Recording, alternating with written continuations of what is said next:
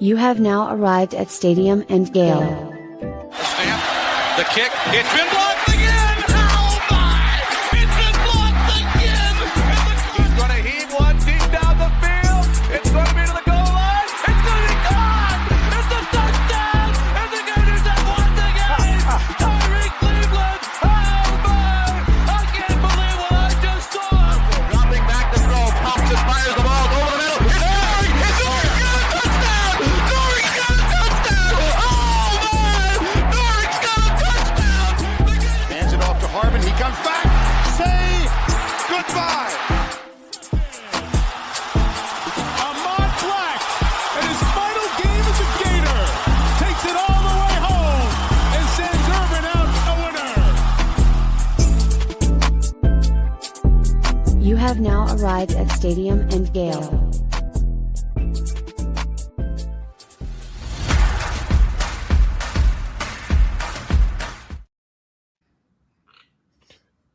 Boys and girls, ladies and gents, welcome to another episode of Stadium and Gale. It's your boy Corey. It's Dan. Delatory. Same corner, same time, fellas. What's up with it? Living the dream, brother. Jordan will be on in about 5 minutes. I know people are going to ask where Jordan is. But, man, wonderful weekend down in your stomping grounds, Corey. 5-6-1, man. Valentine's weekend. We was trying to get together. It didn't happen. I tried. Traffic was crazy. Yeah, we tried. Traffic was nuts. The music festival was perfect. And I'll tell you, I've been to a few. This is the first one that I've ever been to that was at a pristinely clean park. They had people picking up trash during the festival, which is the first time I've ever seen it. Great vibes. We run a tight ship down here, man. You do. And to be honest with you, that was one of the best. I came out of retirement for one night only.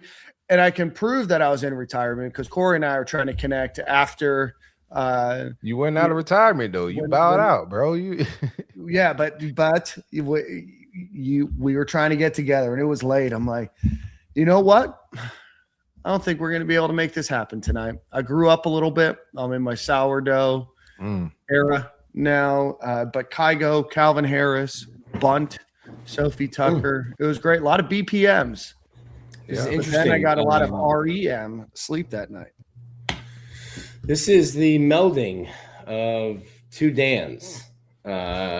This is old weekend pool party Dan with the BPM. Yep. But like sourdough Dan took over. Corey's like, yo, the link up is at 12. And Dan goes, noon tomorrow? Certainly you don't mean midnight.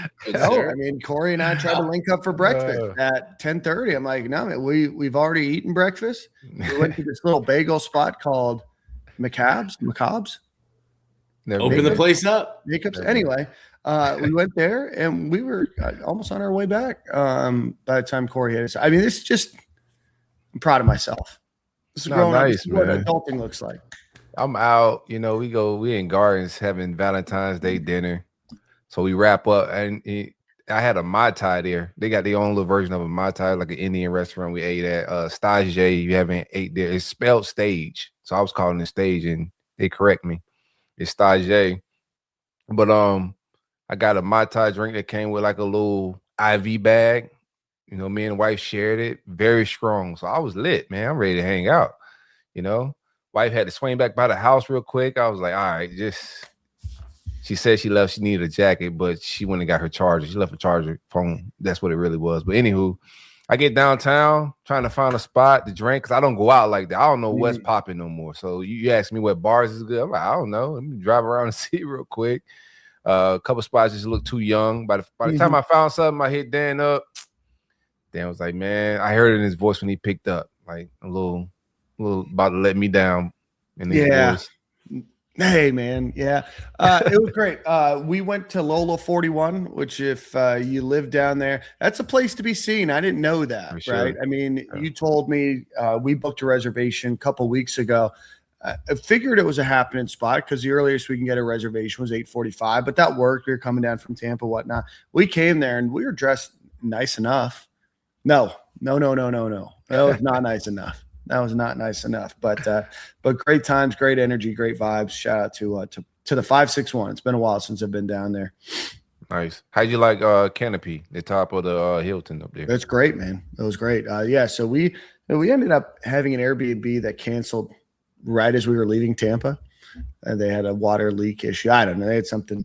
And I jumped immediately on the Hilton app. There was one room available, so we grabbed it. We went there Friday night. That was great. Great. I mean, the weather was awesome. It was perfect. Sure. Friday was a little cool. Saturday was great weather. Nice. There was a nice little wind. We went to some EJ Bradley's. What's the place? Yeah, that's right my spot too. Right down the intercoastal. Yeah, my parents met up with us. They drove up from South Florida, so we got to spend a couple hours there. Great time. Food was good. The vibes were there. They were doing sound check for the music festival, so they got to hear. Still don't totally think they know like what we're into or like why. And I get it, right? You hear them bump it up and then turn it back down. I'm like, yeah, this is it. But for like 5.5 hours long. But it was awesome. So can't wait to go back. How's your Valentine's Day, Nick? Anything special this weekend? No. Laid the roses on the bed, bro. I know you did. Friday was, I think I left the house at 7 to go to the office and got home at 11:30. Saturday, Valentine's Day, I was at golf at 8 o'clock until baseball at 2, and then baseball was a doubleheader. So we did Valentine's Day Sunday. Brilliant. Flowers were BOGO on Sunday. Woke up early again Sunday. Laura got double the flowers that she would have gotten for half the price. Frankie got flowers, and then we did a little day out. Little Sunday Valentine's Day with the family. But yeah, spring's busy. You good there? Oh yeah, I was just waiting for you to chime back in. Oh no! Yeah. No. Weekend. Yeah, no. Yeah, cool. No. Yours sounded good. I know you went to a Rivals thing in the morning too. Oh yeah. They had the Rivals combine this weekend. Kids just testing, doing their 40s, positional drills. It was a lot like they run the NFL combine, like pretty much the same drills. St. Thomas Aquinas. Shout out to it was down. I didn't even know. Yeah. What a setup. They had the statue out front. I forgot to tell you, man. Perfect. I think Jordan knew that was at STA. But yeah, it was at STA, bro. Nice facilities y'all got out there, man. I like the way the baseball field, everything connects right there. It's like I didn't know it was in the middle of the hood like that. I'd have been there a million times, but I didn't realize like it's in the hood. I didn't realize that. Mm-hmm. There was a little there's no way they're not in prison or jail at this point. As you go over the bridge towards the beach, there was like a little quickie stop that no ID, don't worry about it. Don't ask, don't tell, take your beer, give me the cash. That was the spot back in high school. Speedy's Raceway. Shout out to Speedy's forever. Speedy's probably definitely. If Speedy's is open. Speedy's probably not open anymore. Yeah, Nick, just or under new management. One of the two. Probably needs to Speedy some commissary, man. Speedy's got Pruno on tap. So. All right. Well, block, I was like, hey, this is in the hood. I didn't realize that. Well, the usual way was at night because you go for a football game, so it's not in the middle of the day, right? So we didn't realize that. But anyway, what we got? Yeah, let's get on with the show. We got a lot to talk about. We got Zach Abolverdi joining us in the next block of time that we have, but we got 2 quick ad reads, and then we'll get on with a little bit about baseball and golf and a little basketball, and then we'll get to Zach. Stadium and Gale is powered by the great folks at Brunt Insurance and Financial Services. Anything you need insured from the Panhandle to the Keys. My man Greg is the best of the best, and I'm pretty sure he can save you some money for a free quote. This costs you about 10, 15 minutes of your time. Give him a call at 954-589-2204, or if you just like the vibe on the internet, visit bruntinsurance.com. But hit Greg up. I'm a customer of Greg. Dan is a customer of Greg. We all rock with him a little bit around here. Great customer service. You're not getting some operator or call center in India or Asia, some Asian country. You're getting actual Greg on the phone to take care of, or his staff on the phone to take care of what you need, man. But hit Greg up for all your insurance needs. Make sure you get all your insurance before hurricane season. We're in off season right now. You don't want to wait till the last minute. Hit Greg up at bruntinsurance.com or 954-589-2204. Greg, what it do, baby? And one time for our friends over the Dicus, Burke, and Lewis Law Group. If you are having issues with your insurance company, probably not one that Greg's going to hook you up with, but another insurance company, and you're having issues with your claims, pipes leaking water damage, maybe my Airbnb host could have reached out to this group if they have issues. Well, we'll put it in the Airbnb chat. But wind damage, hail damage, hurricane, sinkhole, snow, water, all of that kind of fun stuff.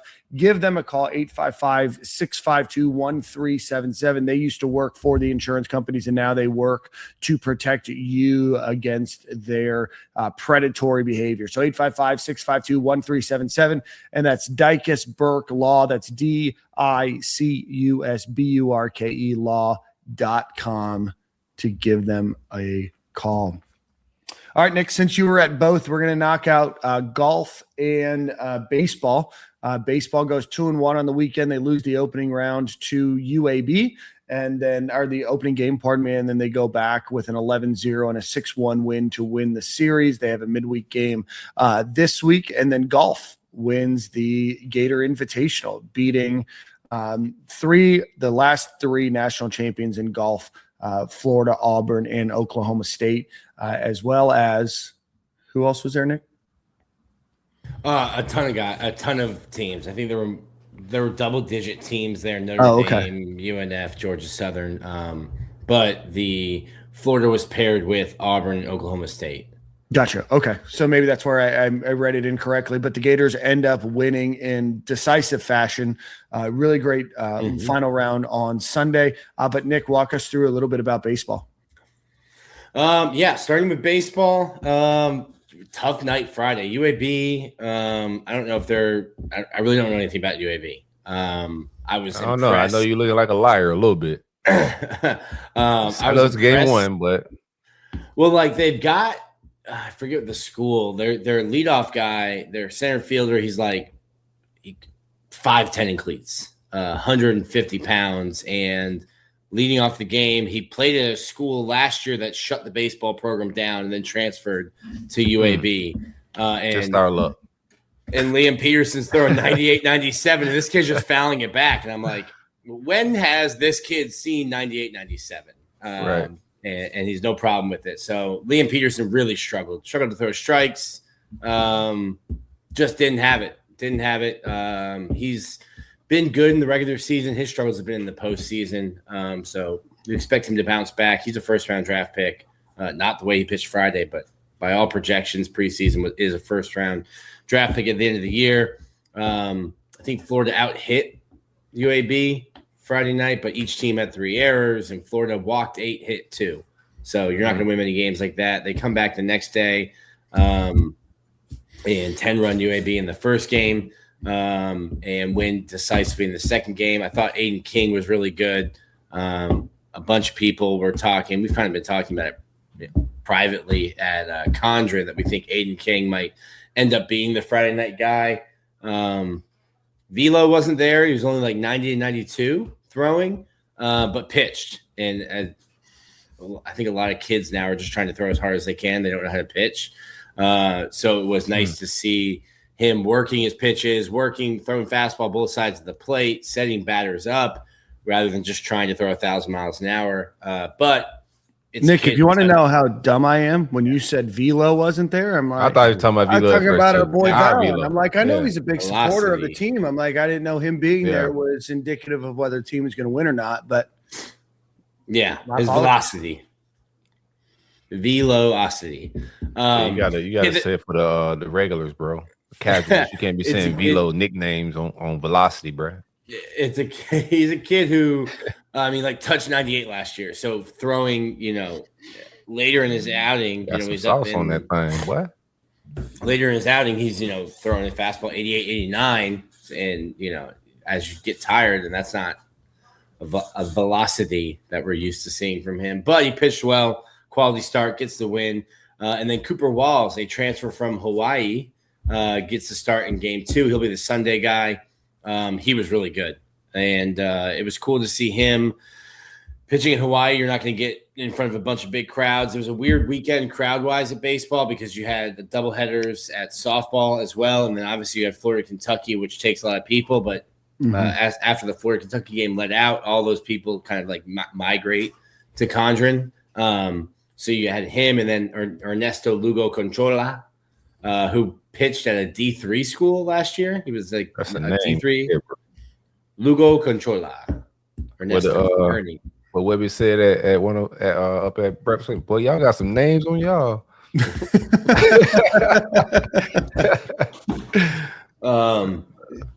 He got to pitch, and talking to the coaches after the game, they're like, he might have the biggest crowd he's pitched in front of might be 87 people. I was like, all right, there was more than 87. So he was pumped. It didn't matter that it was UAB.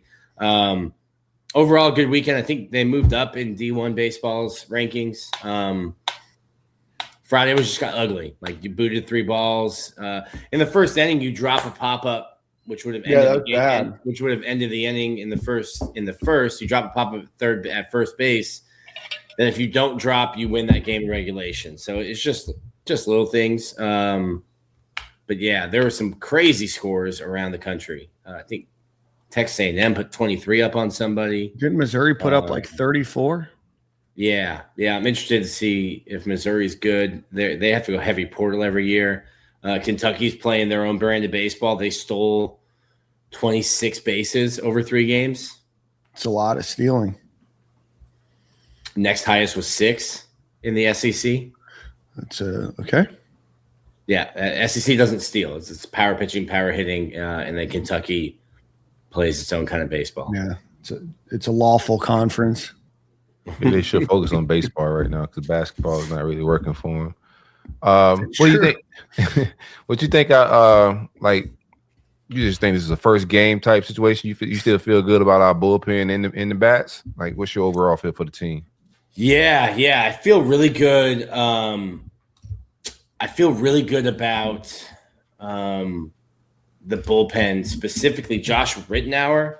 So Luke McNeely is injured. He's going to be one of the big guys coming out of the bullpen. He'll be back, but I don't expect to see him pitch in the midweeks. Some people were talking about he didn't pitch over the weekend because he was going to get a midweek start, but he's dealing with an injury. But that's a guy who could be a weekend starter on another SEC club who you have coming out of the bullpen in leverage situations. And then Florida's got a freshman, Josh Rittenauer, who came into the game pumping 98 out of the bullpen. He's like 6'4", right-hander. So there's a ton of bullpen depth. They just have to throw strikes. And like the last 3 years, every year it felt like I was writing a story that was like Florida walks the most guys they have in program history. And then the next year it was Florida walks the most guys they have since last year. So they have to throw strikes. They walked one guy on Saturday in 16 innings. They walked one guy. They walked 8 on Friday. It's just not a winning brand of baseball. So they have the arms, they have the talent, but like if you're giving people free bases, you're gonna lose ball games, especially when you start playing LSU, Texas, A&M, Georgia. And then I think this team's really going to hit. You've got Kyle Jones. I made a friendly wager with one of my buddies who's a baseball coach about what Kyle Jones' slash line would be, which is your batting average, on-base percentage, slugging. And then Kyle Jones had 5 doubles in the leadoff spot this weekend, crushing the ball. Cash Strayer was the SEC freshman of the week. Brendan Lawson's going to hit 350. Playing a decent shortstop. And if we're going to get real nerdy into it, we can. But I think Florida's got bats, and they've got some really strong arms. But you have to throw strikes. And that was the biggest tell of the weekend was Friday you walked 8, hit 2, and you lose a game that you shouldn't lose to a program you shouldn't lose to. You don't walk anyone, you blow them out of the water, and it's not even close the next day. Yeah, I just need some heat off of Coral Springs High School legend David Kopp. Yeah, like I don't know how much is rightfully so or not, but I'm struggling. Like, I've talked to him about it. And like he's not throwing the pitches for him. I think a lot of it is the symptom of where baseball is, because like chasing velocity is all the way down to like 10-year-olds, and 10-year-olds are going and doing like weighted balls and like trying to build the arm strength up, because if you throw 95, you get a scholarship. If you throw 95, you get drafted. Yeah. And kids aren't learning how to pitch. Like when I was playing, a pitcher might throw his fastball at 3 different velocities, and now everyone just throws everything as hard as they can every single time. And you don't learn how to pitch, how to spot stuff. But that being said, other teams in the SEC are walking a lot less batters than Florida, and they also throw very hard. Okay. We had a funky pitching year like a few years ago that was a little weird. Like we thought we had a good pitching committee. It was just we were hitting a lot of batters and whatnot, like walking a lot. Yeah, it was like a couple years ago, right? Yeah, I'm not mistaken. It's been like the last 3 years. The last 3 years, it's just been like a same constant theme of getting behind batters and giving up hits, or just issuing free passes. I know he don't pitch, but like, how could you change that? Like, great question. You could be. We gotta get him back on the show and talk to him about it. How about that, man? I could be the pitching coach if I had that. But hitting wise, back on the show, Dan. He's never been on the show. We had Chuck Girolamo. We should get Cop on. Chuck's gone. Yeah. Chuck's gone. Chuck's a coward. No. Left to go to Tennessee. No, Nick. That's fine. Great guy. Man, coward. What is a coward?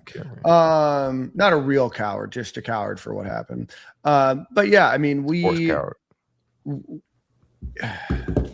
guess we'll see, right? Teams are going to lose in baseball. You don't want to lose to UAB, but at the end of the day, you take an opportunity. And I know, some of the fans, on Twitter seemed upset, flummoxed with Liam Peterson.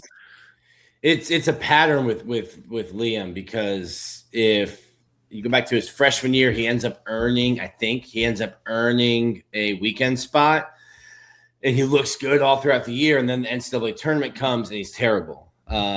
Then he becomes the Friday night guy last year, and he's good all season long. He has a weekend or two here where he blows up, and it's going to happen. Like Paul Skeens had bad starts at LSU, but then he got to the postseason and he was terrible. And he's just been awful in big moments. And you can argue that junior year, your draft year, opening day, doesn't matter the opponent, big moment, and he was awful. He was terrible. So it's not just like they're mad. They're not just mad at, I think, Liam because he walked 5 guys in 3. He only lasted 3 1/3. I think they're like tired of it, and it's like, all right, we know what he is. He's going to pitch all right in the regular season, and then that's what he's going to do. I think that's kind of the frustration that you're getting with him, but he just has to figure it out mentally, because he has all the talent to pitch in the major leagues. And I think it just gets to him, and things start to snowball with him. Yeah, definitely tough. But game 4 against Stetson is tomorrow. Yes. Yeah, game 4 is at Stetson tomorrow. That'll be a homecoming for Kyle Jones. Beautiful DeLand, Florida. Something DeLand, Florida. It's home and home. So at Stetson Tuesday. That'll be the first game. Kevin O'Sullivan is in the dugout for his 3-game suspension's over. So Sully back in the dugout Tuesday in DeLand. I would have argued potentially for a 4-game suspension. Like, hey, let me just hang out at the house. Don't have to get on a bus to DeLand. And then Florida hosts Stetson Wednesday. And then back at it. People that give me heat about Jacksonville. Nick's arguing some things that are worse than I am about beautiful DeLand, Florida. Have you been to DeLand? No. No. I've passed by the exit every time. I spent. I had a cousin that was living up there. and the hurricane hit down when I was like 21, 22 years old. Power was out in South Florida. I went to DeLand for a few days. It's a place. It is a place. Turned back around and went and lived without power back in West Palm Beach. It was a place, man. Homes were cheap back then there, though. I think they still are. The only place in Florida where homes are cheap. That's crazy. Oh, man.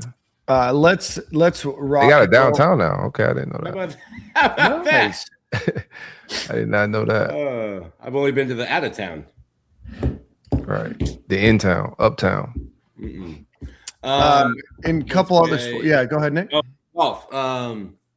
Really cool to see when I was at golf. The number one amateur in the country. I don't know his last name. His first name is Jackson for Auburn. Really cool to see him. And then Auburn and Florida were just like back and forth. It's the only they only host one tournament a year. And really big win for JC and the boys. So cool to be out there. Yeah, so that's Sumrall?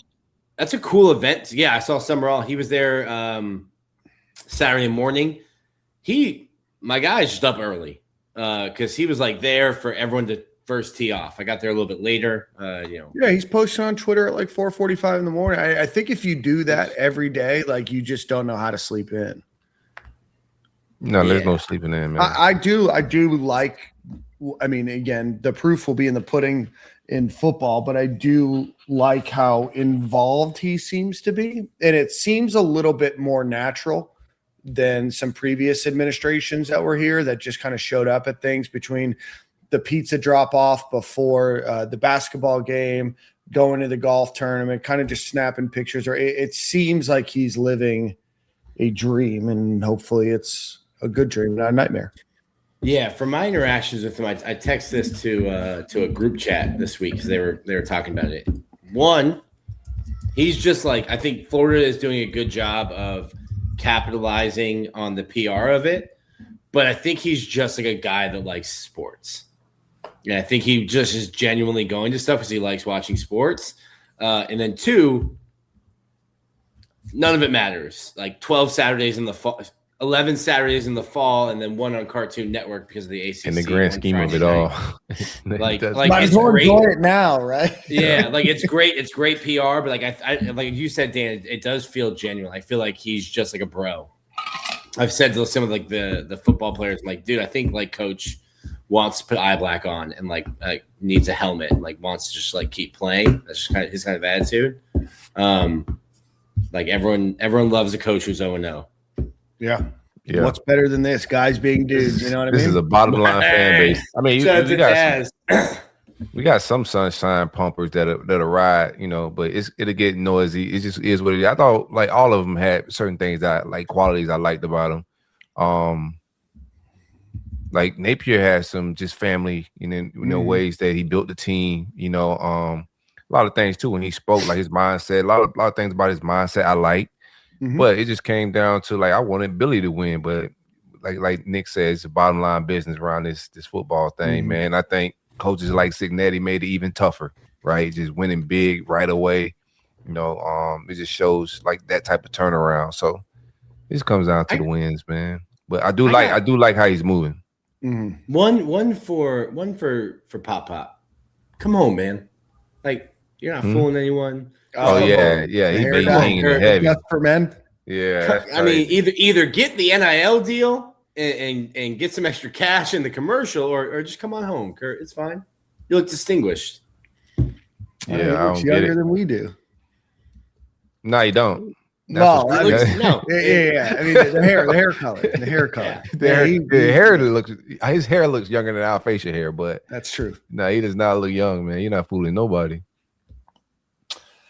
Let's see. Softball is currently 12-0 on the year. Had a tournament, the Florida Classic this week, and they played Marshall, Georgia Tech, FIU, Marshall, Georgia Tech again. They won bigly, as they would say. 47-16 was their run differential. So congratulations. Shout out to them. They also have a game tomorrow on Tuesday. They're pulling a reverse doubleheader or a reverse situation. They're playing UNF in Gainesville tomorrow, and then they'll head up to beautiful Jacksonville, Florida to play them on Wednesday. And then the Florida tournament, which I don't know. About going up to that one, Dan? No, I've got plans. And then the Florida tournament, which I don't know the difference between the Florida Classic, which doesn't include Florida teams except for FIU, and the Florida tournament. But this one will feature Longwood, Middle Tennessee State, Lindenwood, Longwood, and then Middle Tennessee State again. So I would imagine that the Gators will sit at, what did I just say, 7 games, 19-0 by this point next season. And then they'll head off to the Judy Garment Classic out in Fullerton, which is outside of the Anaheim area, California, to play Cal and a number of other schools. So we will definitely keep you guys up to date on that. We're still waiting on Zach. So let's talk a little bit of basketball. The Gators, again, steamrolled the Fighting Mike Whites. Mike White now moves to 1-8 as Georgia's head coach against the Florida Gators. They won on Thursday, 86-66. So that completed the season sweep for them. And then the Gators went and defeated Kentucky on Saturday afternoon, 92-83. Kentucky was ranked number 25 in the country. And a game that Florida went out to a really solid lead at the beginning. I think they were up 15. They let Kentucky go on a 10-0 run. But then after that, the Gators just continued to continue to score and keep Kentucky out of fighting range in that one. Xavier Lee was the SEC Player of the Week. He is actually the fourth Gator on the basketball team that has been named an SEC Player of the Week. So we continue to see him get better as the season progresses. We continue to see Ruben Chinyelu do his thing, Tommy Hawk's doing his thing, and then Alex Condon is obviously having a fantastic year as well. So I was only able to catch the first half of that game and then follow the rest as I was walking walking through downtown. But talk to me a little bit about basketball. Were you guys able to catch any of that? Welcome, Jordan. I caught it on the fly like you did, but if that backcourt gets like it start living up to the potential, like it's starting to, like Xavier Lee starting to come on a little bit, bro, they can make a run. That's what I'm just gathering just from watching the last couple of games. I've been on the run for both of them, but they're starting to pick up some momentum as you head to March Madness. But if that backcourt get hot, Gator boys might get hot again, man. They, I think they are the best team in the SEC, kind of what we thought before the year. But, they just play greasy. Like, Todd's talking greasy after games. Todd's firing shots. After the Kentucky game, Zach was there. Todd was like, yeah, it's a $22 million roster. They're pretty good. Todd's taking shots at guys. I like that. They don't even on the court. They get it. They could probably play University of Alabama Wesleyan, and you would get guys throwing elbows and pushing. They just play with an edge to them. Yeah, it's a fun team to watch. I think you do need to get. Hey, Dad, bro, you got beat up. They were typing, dog. Oh, my bad. You're going crazy. My bad. I'm trying to get our agenda for Zach ready. He's waiting for us. All good. We can bring Zach on. We can bring Zach on to talk basketball. But yeah, I think getting Xavier going would be great. Boogie's outside of his shooting, which is pretty important in basketball. Outside of his outside shooting, I think he's been great. He's been playing fantastic defense. He's, I think, finishing at the rim stronger than I thought he would. When he came in, the first couple times I talked to him, he talked about needing to get bigger and stronger to be able to drive and to get in the lane and play down there. And then we know what the front court's like. Urban Klauscha has been, I think, one of the best 6 men, if not 6 men of the year in the SEC. Yeah, it's definitely a fun team, and they play with attitude. Well, let's get Zach on to talk a little bit of basketball, football, and all others in between. Zach, as you guys know, he's been on the show a bunch. He's currently a writer for On3 and Gators Online, and also is a host of WRUF 981 with our guy Jeff Cardozo, and an adjunct professor at the University of Florida. Zach, it's a pleasure to have you on, brother. And a baseball dad. Can y'all not see me? I can't see you. No, not at all, man. Like Oh, no. Let me try and switch up my thing. Hold on. John Cena. Dun, dun, dun, dun. Did you guys ever see the fake prank call of somebody calling, pretending to be John Cena? It was like a military thing, and maybe not. Anyway, you guys should go check it out. John Cena prank phone call. It's worth it, Jordan. I think you'd get a kick out of it. No Corey, love. you might kind of find it immature and silly. Nick, Yeah, I'm a very mature guy, man. yeah. Hey, I don't have a sense of humor at all. Yeah. It's not too gratifying. While we wait for Zach, let's do a quick shout out for our friends over at Game Times. Oh, well, we hear you, Zach. Hold on. I'm going to do an ad break. We got to pay the bills around here. Do it. One time for our friends over at Game Time Sidekicks. You want a cool cup like this, go visit GameTimeSidekicks.com. It's going to keep your hot drinks hot, your cold drinks cold. Again, GameTimeSidekicks.com. Promo code Stadium15 at checkout will get you not only a great cup for a great price, we'll also get you a great discount as well. Tons of different offerings, tons of different options for you to go check out. So again, that's GameTimeSidekicks.com. Promo code Stadium15 at checkout. And with that, there he is. Zach. How you doing? Good, man. What Good. up? Chilling. Good to see you, man. Oh, All right, you're Zach. adding back there. What's up? What's on the wall back behind you now? I had some MJ. I got added some MJ stuff. No pics from last night? Let's see.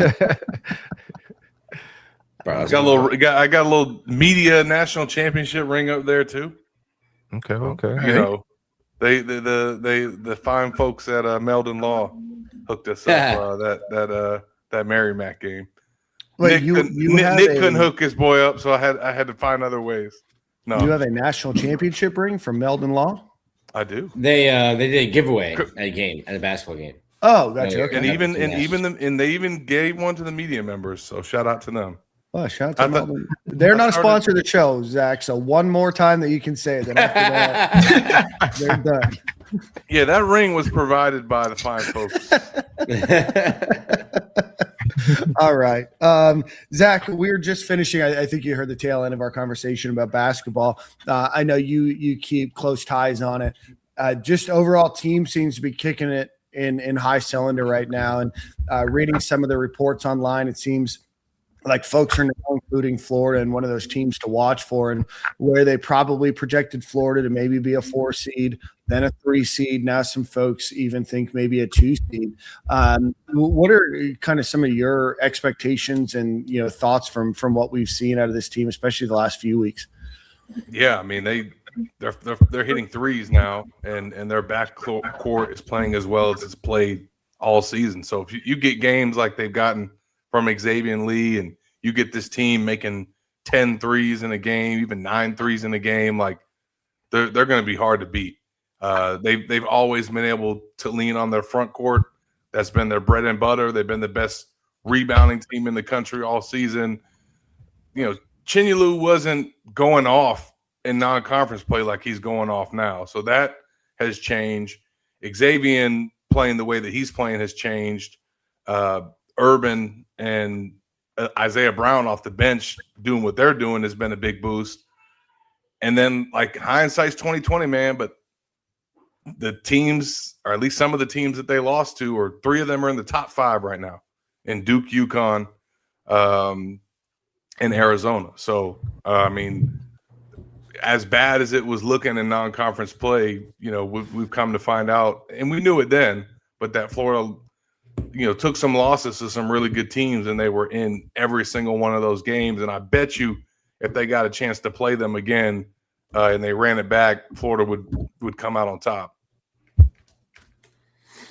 Yeah, I mean, those 3 losses too were by 10 points and you're playing UConn in UConn's backyard, you're playing Arizona in Vegas, and you're playing at Duke, which is probably the toughest place to play. It is interesting. We've talked to Eric about it. We've talked to Neil about it. How much Ruben Chinielu's game has progressed from the kid. I mean, I just saw, I think it was last week, a picture of him from Washington State. And whatever the strength program's doing here, it's doing wonders. He looks like, the first tight end who's going to be drafted this year for the NFL physically. What's it been like with him, just watching him progress this year into like an SEC Defensive Player of the Year candidate? It's beautiful. It's beautiful. If you guys know Ruben, that's his favorite, literally his favorite thing to say in interviews. Everything's beautiful with that guy. And look, man, it's incredible what he's done. Like when he decided to enter the NBA draft last year and I guess test the waters or at least see where he was at, like it kind of caught me by surprise because I wasn't even expecting that was something that he was looking ahead to at that point.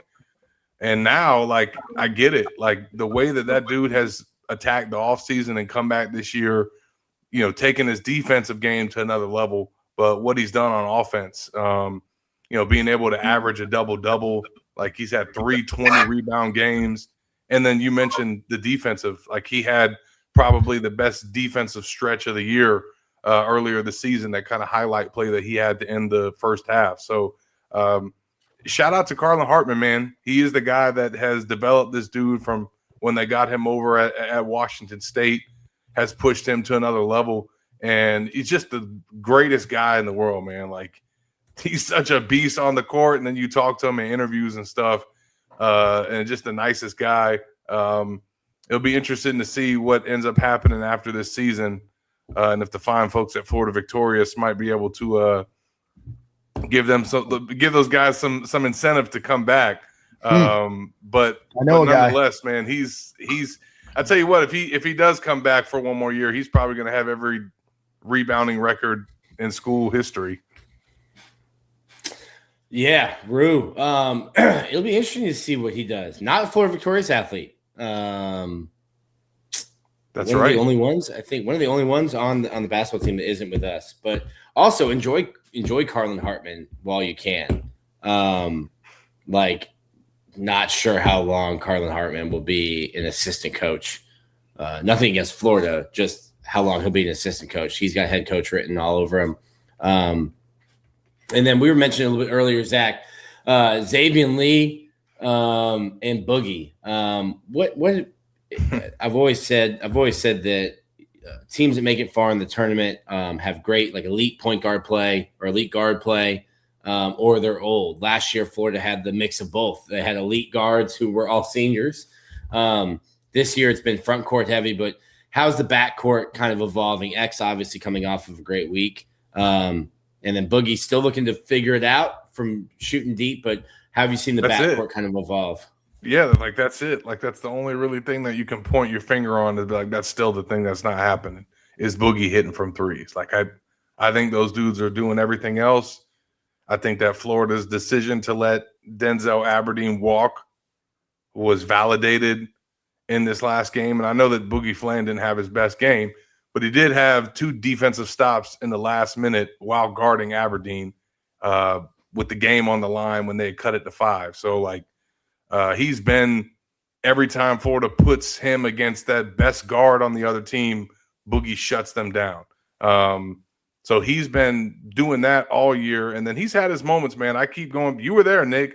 That dude hit a go-ahead three-pointer at Duke in that moment, facing that crowd. The dude can make big shots, and I think that he'll make more to come this season when they get into the postseason. But between him and Xavier, Xavier had been then doing a lot of other things well. Even when he wasn't making shots, he was distributing the ball crazy. His penetration, the way that he drives and in traffic, some of the decisions, split-second decisions that he makes is very impressive for a guy coming over from Princeton that hadn't played at this, level of competition. And now he's hitting shots on top of that, and he's got his confidence back. So they're a great 1-2 punch. Obviously, this is the last go around for Xavier Lee. He got SEC Player of the Week today. But, there's a chance the Gators get Boogie back as well. And imagine what he could do with another year under his belt. So, they still haven't had a game yet where both of them, are absolutely firing on all cylinders. The closest thing they had was the Providence game. That game, they both hit 4 3-pointers in that game. But they haven't had that yet in an SEC game. They came close to it. Obviously, the game they had recently was good, but I still feel like Florida's best game is out there, and certainly the best game from those two, at the same time, being a tandem. Yeah, I wasn't there. Real quick, Dan. I wasn't there. What was the Denzel Aberdeen reception? Booze. It was he got some good booze. They chanted Florida dropout.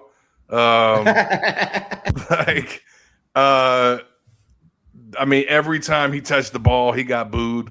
That's tough. And look, man, he made some big plays and he scored 19 points and he led the Wildcats in scoring. But the dude shot 21 shots. That's not good basketball. He shot 21, I think made 8. So he was not very efficient. He had never had a game in his career where he shot that many shots. So he was clearly being aggressive, just trying to show everybody, I'm sure, in Gainesville, what they missed out on. And again, I feel like the decision to end up, I don't know how that all played out. Because Aberdeen hit the portal 2 days after Xavier Lee left. But I don't think that that's necessarily what ran Aberdeen away. I think it's Boogie. I think if it's one or the other between those two. If you still have Aberdeen, you don't have Boogie. And because they lost Aberdeen, they were able to go get Boogie. So yeah, Aberdeen. I think it's worked out before Boogie went in. What's that? Aberdeen was already in the portal before Boogie went in the portal because Boogie was flirting with the NBA. Tampering, love it. Yeah, but I'm just saying, finally. He decided to go in the portal 2 days after Xavier committed to Florida, and a lot of people took that as, he's leaving because of Xavier. And I didn't necessarily think that. I think it was all about the money with him. That just happened to coincide right when they got Xavier. If Florida doesn't decide to give the money that they were willing to pay Denzel, they probably don't go out and get Boogie. I think it's worked out for Florida because I think he's a better defender than Denzel is, Boogie. And he's not making the 3-pointers, I guess, but I think he's running the offense and operating it at what they want for the most part. And I just remember how much Denzel drove Florida fans nuts. On our message board, he would get crushed when he would get in the game, and any little mistake that he made, people would just ride him. So, I don't think a lot of Florida fans are feeling any type of way about him not being here. Even though Boogie and Xavier at times haven't been giving them what they want, where we're at now, I think it worked out for Florida, in my opinion.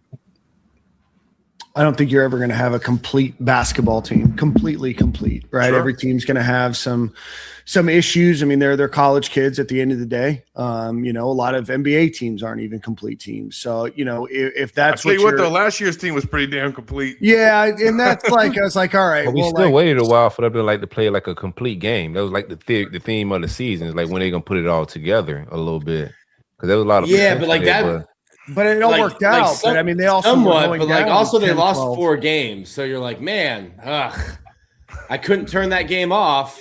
They won. Okay, they were it's down very, by 10 very hard to have a complete team in college basketball. Barring, correct. Obviously, a fantastic team last year. Defensively, these guards seem like huge upgrades over what could have been.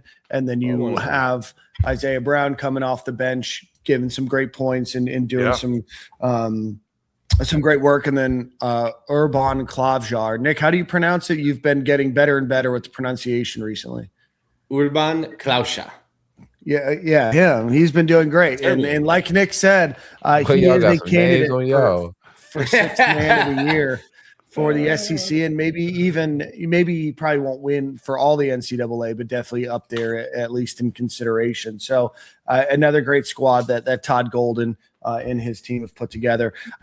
Want to talk a little bit about football because you've been able to sit down with a lot of the new coaches over the last couple of weeks as they've introduced. Today we got the last round of them. Yeah. So talk to us a little bit about today. I know that you had McKissick. Talk to us a little bit about today before I forget it. Yeah. Today we had McKissick came through, Brandon Harris. We got to meet with. He was fantastic. And we can get into a lot of his interview because I mean there's a lot of storylines with Brandon Harris, and obviously he's important, at least to me, because of the South Florida ties. We got to hear from Greg Gasparato, the linebackers coach, and Chris Foster, the running backs coach. But Brandon Harris was interesting. Obviously, we wanted to ask him about South Florida and his ties down there, and but he I can't remember if I talked to Nick about this at one point. I might have, but I said, I mean, the dude, he was proving his recruiting chops like right out of the gate after he got hired, just because of all the schools that were coming after Javari and Ben Hanks, and I'm sure Cormani too. And I mean, he talked about today, he was having to do FaceTime calls on a Disney cruise with his family. And I was like, man, his wife must have been pissed. Oh, man. And he said, no, she's a football wife. Like, she knows if I want to have a job and that's to be good, I better keep these players at Florida. So you want to make it a Disney cruise and not a Carnival cruise. Yeah. You know? Yeah. But hey, that shows Harris's commitment, man. Like, he set out time to FaceTime all these dudes. And all offense to Carnival, by the way. Yeah. and Javari, I felt like Javari could have got that one could have went left if he didn't have the ties that he did to him and his family. And I don't think Ben was going anywhere once Brendan Harris got hired. So he's a huge addition. Obviously, he's a coach that has expertise, has played at this level, has played at the NFL.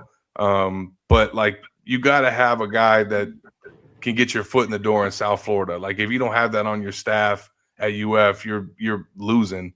And so, huge addition, cool storyline too, with him going against his brother now at Florida State. And that's where he was going to go. He was literally on his way to FSU, and Sumrall called him and he said, nope, I'm going to go to Gainesville instead. And now he's coached at every single Division I football program in the state of Florida now. So he's hit all the stops. But I really enjoyed getting to hear from him. Chris Foster was great too.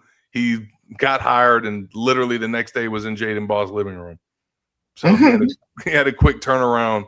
You get hired and you're like, all right, I'll see you in Gainesville. No. We're gonna need you. We're gonna need you to head up to Atlanta. What do you mean? You're getting on this jet. Yeah, on Christmas Eve, by the way. Like, so, and look, they did a good job of selling him. I mean, you're talking about, think about the advantage that Jaluk had. Think about the advantages that Texas had, like what they can sell as a program, where their team is at. They know who their quarterback is. I mean, there's a lot of things that Texas had going for him, and they couldn't even get the guy to go in the portal and take a visit, unlike Jaden Woods.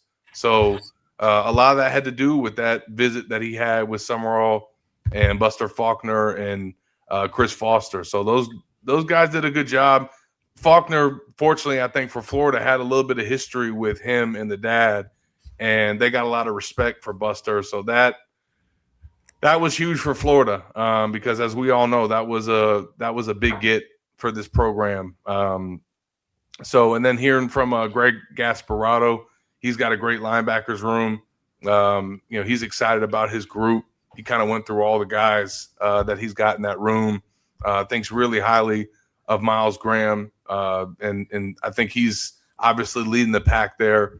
And then also McKissick, like that's probably one of the most intriguing positions, if we're being honest, because it's a brand new whoever ends up starting and playing there, they're going to basically be brand new, whether it's Amir Jackson or some of the other transfers that they brought in. So a lot of question marks in that room, but he feels good about the guys that they've got. Obviously, getting Amir back was a big deal because he had hit the portal and was leaving. And McKissick actually had history with him, offered and recruited him when he was at Troy. And I think that their connection helped bring him back into the fold. And then I think the Georgia Tech tight end, to me, has got a chance to be an impact guy just because he's played in Buster's offense. But he likes the room as a whole. But those guys, he also didn't sugarcoat it. He was like, I don't know what I got. Like, these guys are smart and they got good football IQ, but I don't know how they're going to play and how tough they are. And we'll find that out in the spring. So I'm impressed with the staff in general. Just they seem like they've got expertise and they're much more equipped than the previous regime.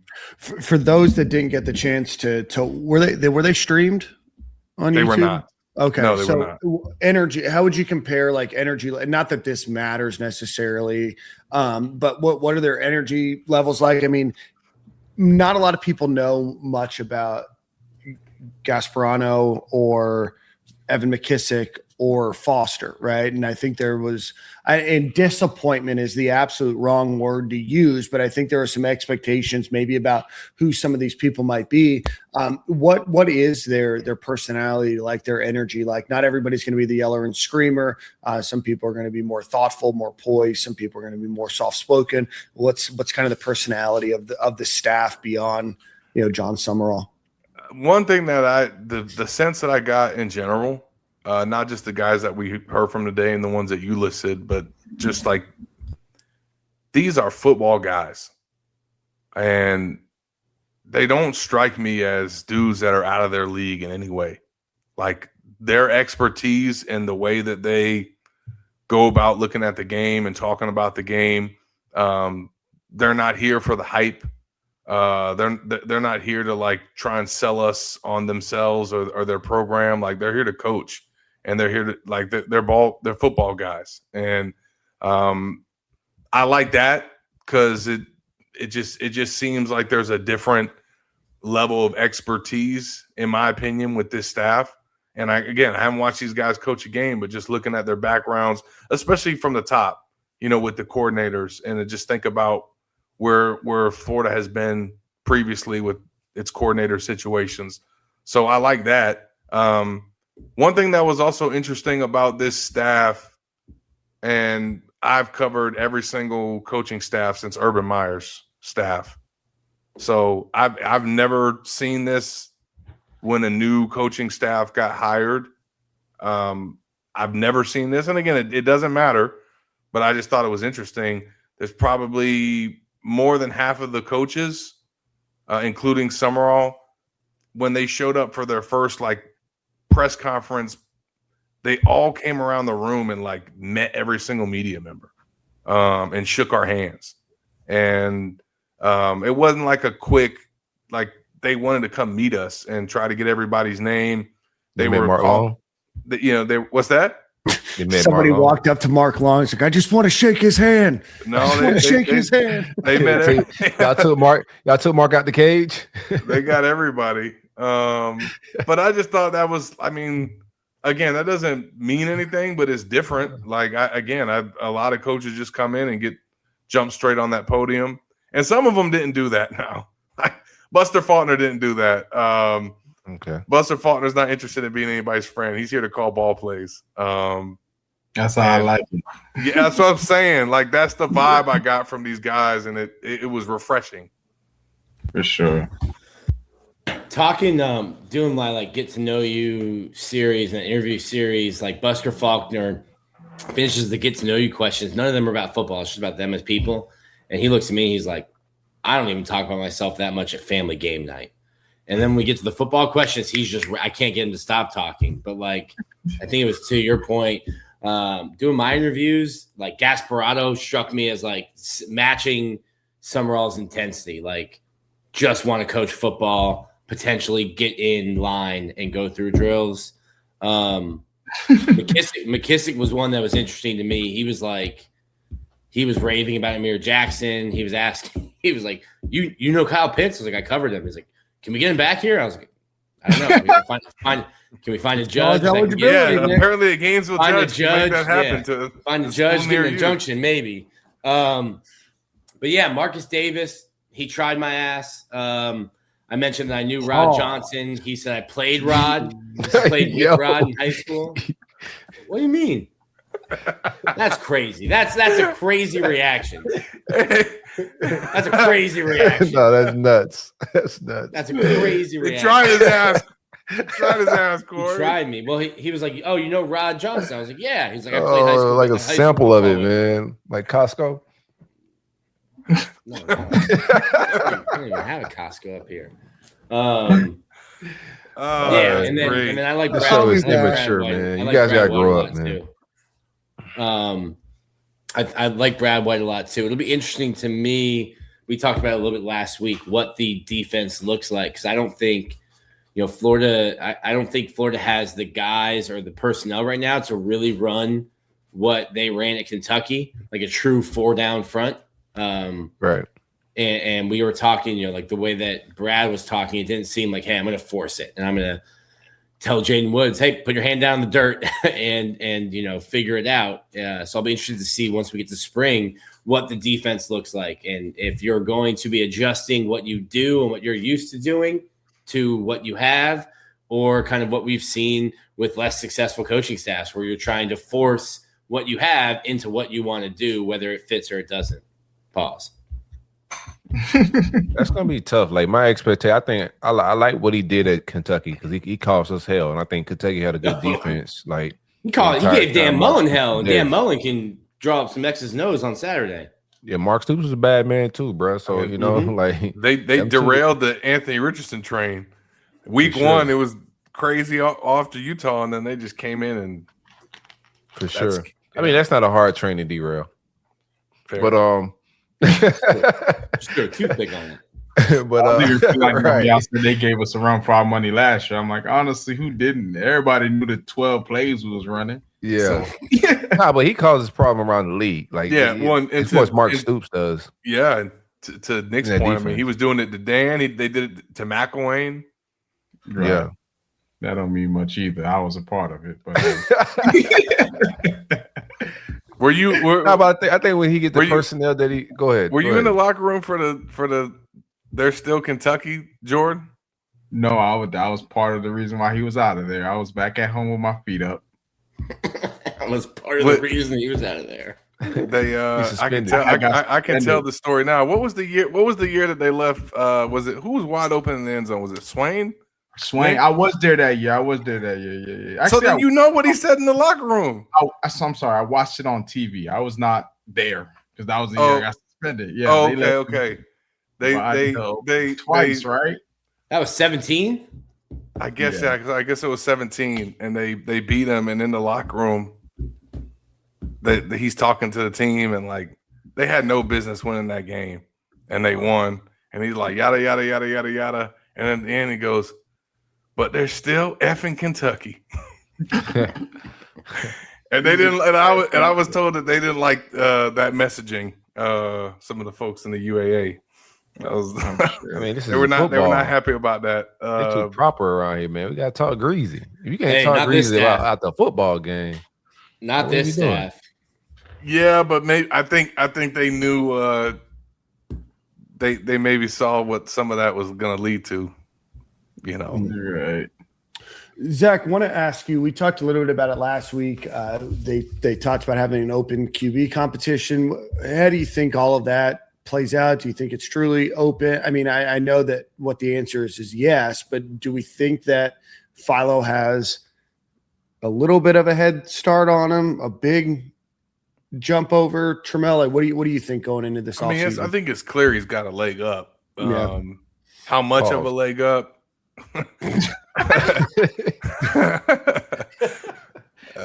How much of an advantage? Joe's like Anthony Richardson versus Kentucky, off the rails. I mean, we'll find out in the spring what that looks like, but you just have to think being a year older, having been in the system, is going to give him an advantage. But Tramel's also been here.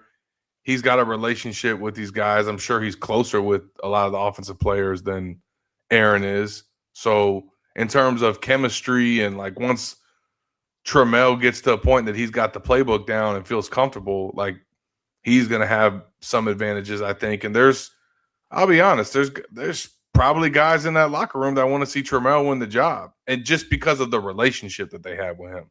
100%. Like he is one of the guys. Like you put him in there with VB and Dallas and Drake Stubbs, like that whole crew, that whole class that came in. I mean, Tramel's one of their boys. So because of that, there's going to be I'll tell you that. Because of that, there's going to be two things. There's going to be support for him.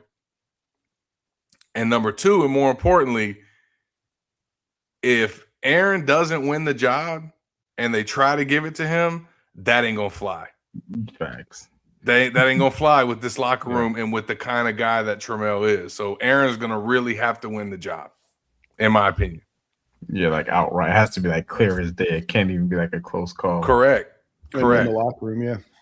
Well, there were other schools coming after Tramel Jones, like trying to get him to go into the portal. I can't speak to like how seriously he was considering that, but like a conversation was had with Tramel, and despite like bringing in a guy who the offensive coordinator, the play caller knows, like, hey, you're going to get a fair shake. So we'll see what it looks like. He wants. What Tramel was told obviously kept him here, never went into the portal. It will be interesting. We were talking about it a little bit, Zach. Like, I think you have a leg up in terms of knowledge of the playbook, but also the playbook that you had for what was his name? Georgia Tech starter. Hayes Luther King, King, man. Come on, man. What are we doing? Sorry for Hayes Luther King. Bro, put some respect on that man's name. The playbook you have for him is not the playbook you'll have for Tramel Jones or for Aaron Philo. So it's like the stuff you've been practicing might not even be the stuff that they're going to be implementing and installing here. And then Tramel's got, the experience throwing to Dallas and VB, TJ Abrams, and then you got a bunch of new guys in that room as well. Oh, K-Jack, Gainesville's very own. That's right. Although I don't know how much time they had last year. K-Jack, not much. Hasn't been a whole lot. What do you think from just like a talent level standpoint? Like, I want Tramel to win it as well. Just because I'm a Tramel fan. I like Tramel's mindset. He's been here. I'm just loyal from that standpoint, bro. I want to see Tramel win the job. But I do think Philo has a leg up, in the situation as well, because just two years of just knowing that offense, and he started. He's gotten some playing time, so they got an offense for him. And I'm pretty sure, like Buster, just like any other quarterback coach, you bring the guy over, that's your guy. We didn't get aggressive in the transfer portal for a reason. I'm sure he thinks highly of this kid. I don't think he's just trusting Tramel. I think he thinks very highly of this kid who he's seen for 2 years. And instead of getting aggressive, like most teams, because they really should have got another quarterback. Correct. Yeah, technically, yeah. I mean, we talked about that on this show. All the scholarship guys they lost, for sure. But I think he has an advantage. But from a skill set standpoint, like who you think just arm strength, physical talents, feet, just what you've seen from both of them, who you think got the advantage in that aspect? I mean, I think Tramel's got the better arm. Tramel had a better arm than DJ. And I had people on the last staff that told me that. And when I say arm, I mean arm strength. Like they felt velocity, velo. Yeah. Tramel could do that better than anybody else in the room, including DJ. So and we all know how well DJ could throw the ball before his injuries. So that says a lot to me that they thought that highly of Tramel. And obviously, like Nick was saying, the coaching staff did. They had a conversation with him that was went well enough that he stayed. Because if it wouldn't have went well enough, he would have left. And I do think that there's going to be some, like, I definitely think he'll be a better dual threat option, even though that's not really Tramel's game. He is a pocket passer. and he's going to want to stand there and deliver the ball. I just think the disadvantages that he's at is knowledge of the offense, but also just like Aaron's played in some games. Like he helped. They beat Miami with him under center, right. And then he played in that NC State game, and then he's got the connection with Eric Singleton. That's going to help. But from a skill set standpoint, I don't know that there's a lot of advantages that Aaron has. I think that where he's going to have the advantages is the X's and O's and the experience aspect of it. And Tramel's talent, though, might be able to overcome that. So I do think it's going to be a true competition because, again, they know, I think, the groundswell support that Tramel has in that locker room. And if they do not play their cards right, it's not going to work out well. How was it, like, Jordan, real quick, when you was in, because you was there with Appleby and Luke Del Rio, right? Jordan had 40, 11 different quarterbacks in 3 years. So that was like, I don't think that was foregone conclusion who was going to start, who was a better guy. Were those guys like helpful in the off season with each other with like, knowledge of the playbook, team building? Like, what was that vibe like? I think from what I saw, obviously I was in the quarterback room from time to time, but just from what I saw on the field, everything was pretty cordial. I'll say the one dude who was kind of like standoffish / mad was like Treon, or like, I can't think of who else was really like mad, not really wanting to, be with the quarterbacks and, learn from the guys and coach up other guys. I would say, yeah, it's probably only Treon, but for the rest of them, like even through all my years, like everybody was helpful. Even Felipe, even through his time when he was battling with Kyle Trask and everybody else who was in the mix. And I think Luke Del Rio was there with him as well. Or was it Appleby? I'm not sure. But however it was, I feel like everybody was really cordial, man. That's why I kind of was asking now. I was like earlier, and I think it was a couple of shows ago, I was like, I think it all boils down to how good of a pal Aaron's going to be. He knows the system. He's very familiar with it. Is he going to help these guys out along the way and say, I'm doing it for the logo and doing it for my team, or am I just going to leave when it's time to leave? And you figure it out, brother. Like, you don't get it, oh well. Because, I think coaches can be great coaches, but sometimes, you need a player perspective, and that goes a long way. If you know somebody who's around your age range and can maybe break it down to you in another way you understanding it, because these coaches, man, they're so X's and O's and black and white. They explain things their way that they've been explaining for the past 10 years coaching. And if you don't get it, you're left, So I think sometimes a player that's kind of like a player's coach kind of deal, who can explain it to you in their way and how they understand it, can also do big and help you a lot, man. I even used to do that in my time at running back. Running back, no offense, is a real bonehead position. So we got a lot of crash outs. So just being honest. So they'll hear something and I'm like, how don't you understand? You know what I'm saying? But once I explain it to them in a different way, like, oh, coach, why the hell you just ain't say that, man? You tripping. No. Like, it's just those little things. So I don't think Tramel's a bonehead guy. I think he's really smart. We spoke to him on the show. He's real smart. He speaks well. I think he'll be fine as far as picking up things. But it's just the little things that, like you said, Aaron's played in some big games. He's been able to, get some experience under his belt with this same type of playbook. So it's like he'll be able to be like, hey, man, coach explained it like this, but I'm just letting you know in the game that shit's not going to happen like that. So just be prepared for this and that as well. I feel like if he's able to throw him some bones like that, even through training camp or through spring, like, listen, coach is calling this way, but that just be mindful to check your other read before you just make your decision and do what you need to do. I think that'll be vital in helping him out in the process. And I just don't know if he's that guy. I hope he's that guy because, at the end of the day, we're all one team. So if Aaron's a starter and Aaron goes down, I hope he doesn't want Tramel to go out there and stink it up. You feel me? Like, you still going to get a ring if we all get a ring, brother. Let's help each other out. Oh, no, I ain't finna be friendly, man. Somebody got to be top dog there, bro. I don't think it's going to be friendly at all. Everybody getting paid regardless, right? Get your paper and shut up. Yeah, but that pay ain't the same in December if you ain't starting. I promise you that. That's probably true. That pay changes for whoever starting and when the end of that season, for sure. I got one good question for you, man. This is a good one. Who you got as king of that wide receiver room right now? Very talented, bro. They brought in Singletary from Georgia Tech, who also knows the offense and has that relationship with Philo. But who you got top dog in the receiver room? I mean, you got to look at Eric. Like, I just think that he's got to be that guy.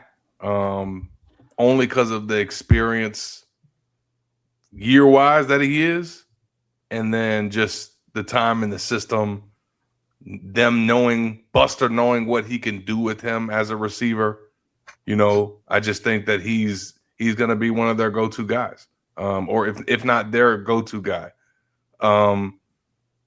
Vernell would be, to me, the one that is next in line, even though Dallas, out of the three of them, has the most potential and the highest ceiling and is the biggest freak, but he's coming off the injury and the dude caught 12 passes last year. So it's a lot more potential with Dallas, and whereas there's way more proof in the pudding with Eric. Now, VB3 did what he did last year. Like, he led the team in receiving. He won all SEC honors as a freshman, but he's still got way more to go in his game. And I think that they probably look at Eric as their go-to guy.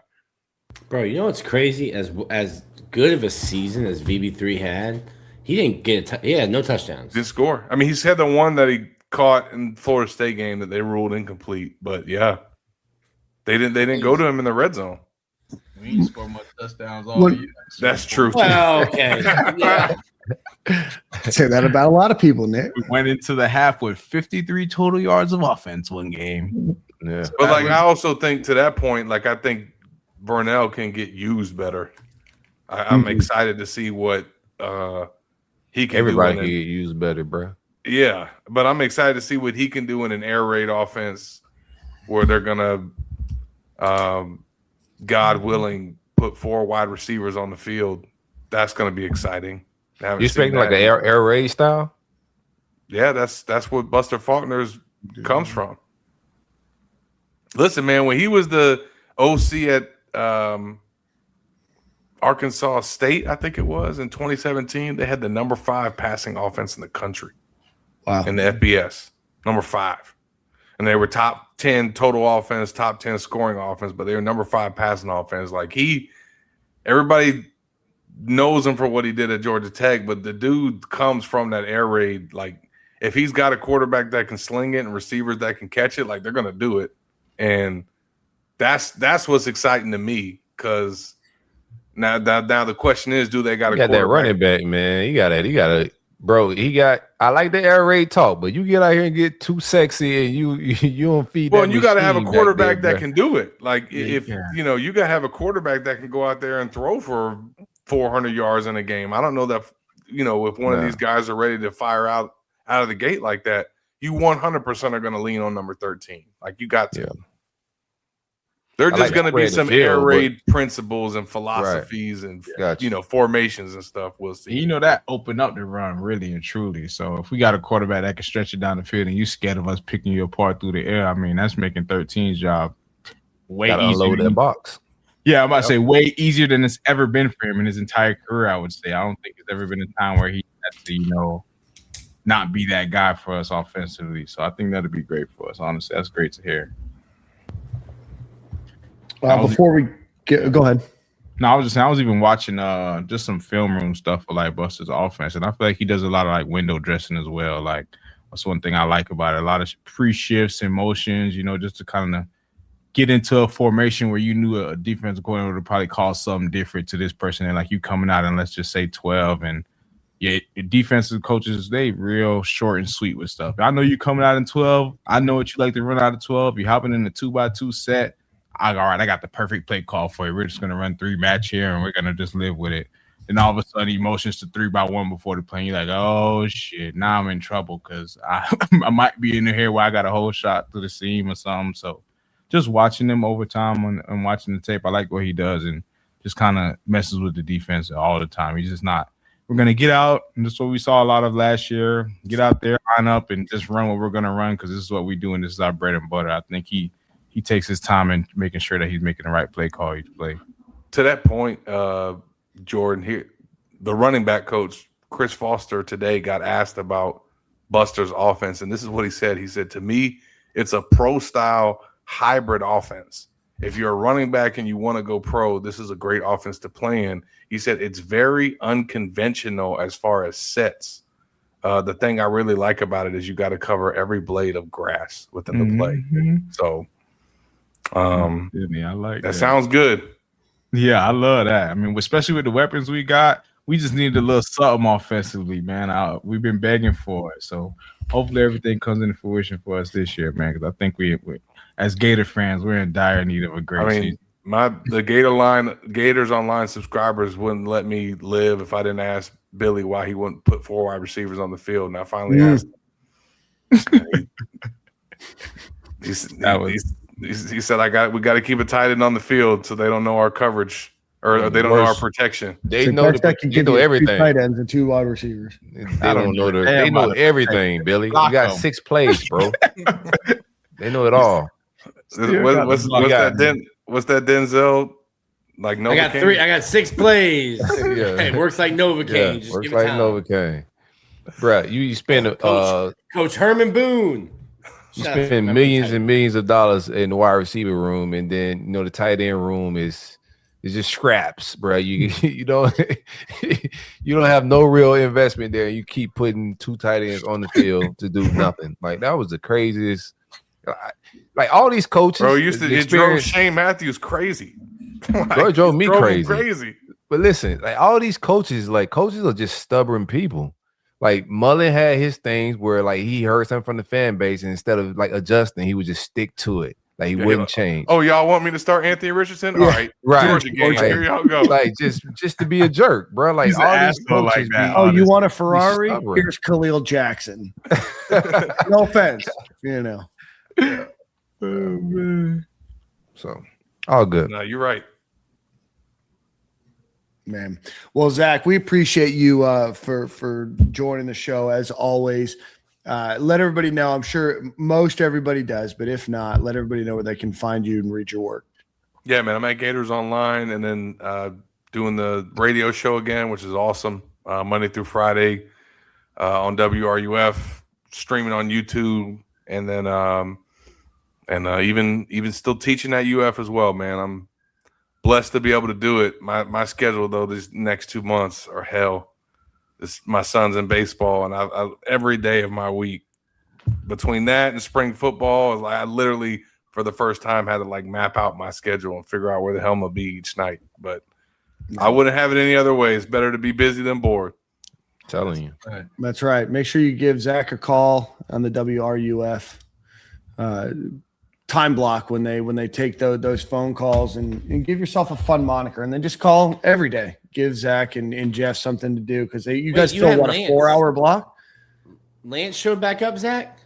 Yeah, it's a 2-hour show. Yeah, we had 2-hour show. Okay. Yeah, we had Lance come back he hadn't called back again, but he called at the end of the year. He came back from Jasper. If you're watching, Zach Lance and Jasper. Shout out to legend. him. Madman. Lance was doing a bid. Lance was doing a bid. He was gone for he was with Speedy, man. 5 years. That man said, if you don't like my peaches, don't shake my tree.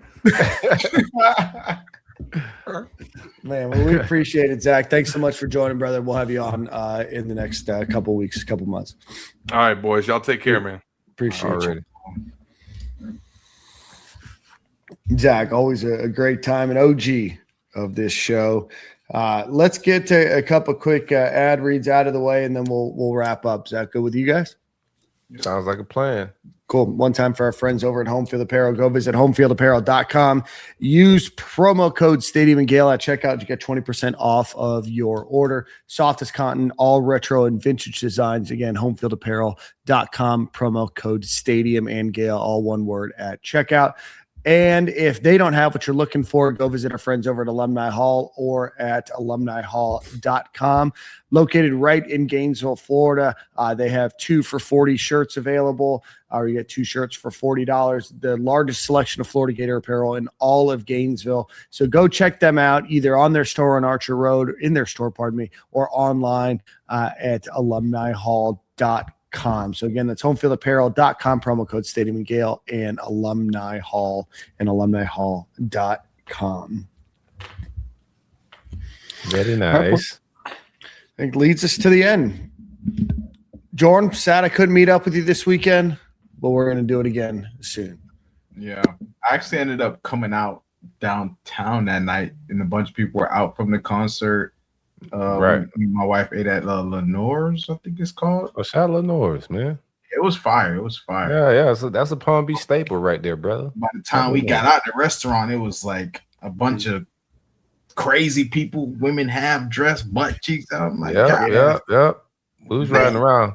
I didn't park, bro, but it was like too many streets blocked off. It was a lot going on, man. So we didn't even park. I knew Uber. Yeah, right when it was ending, there was a bunch of people that I think got stuck, not knowing that the concert was about to end, and they were just honking their horns. I'm like, my brother in Christ, you've got about 45 minutes worth of honking your horn before something's going to happen. But we'll arrange it soon. You guys got anything else before we wrap up? We appreciate everybody for watching. If you can hit the like button, the subscribe button. We've been having problems. There's a problem on X, the Everything app today, where it's not linking to the space. So we appreciate everybody for that that watched and joined, and everybody that commented. We always appreciate that. Any final things before we get out of here, boys? No, man. No. Gator boys stay hot. Gator boys stay hot, and shout out to our friend Valen, not to be confused with his nickname Velo being actual Velo. So we will see you guys same corner, same time next week. We've got a couple special guests in the next couple weeks. So we're excited to bring this to you guys, and then we'll get to the spring practice in just a couple weeks. So we'll see you guys same corner, same time next week.